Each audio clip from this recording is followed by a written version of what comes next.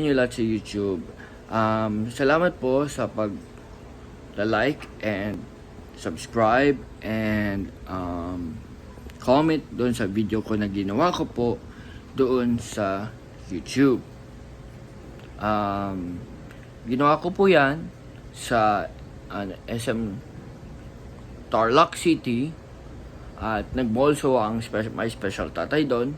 Ating daddy ko po ay former station manager ni GMA Regional TV ng Pangasinan.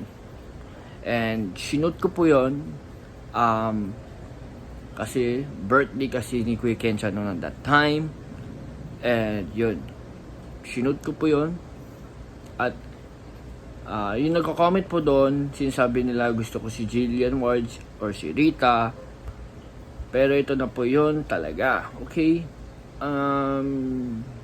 Parang panimpla lang po yun ng GMA. Kunyari, parang anime. Bawa, 25. Si Jillian Ward, 18, diba? Age is doesn't matter. Okay? Po yung mga comments ko po na re-receive sa YouTube ngayon. Marami pong tumatawa at marami pong nagustuhan si Jillian Ward. Marami nagustuhan mga tao, Ate Rita at Kuya Kenchan. Kayo na lang po bahala at comment doon. Okay lang po yun.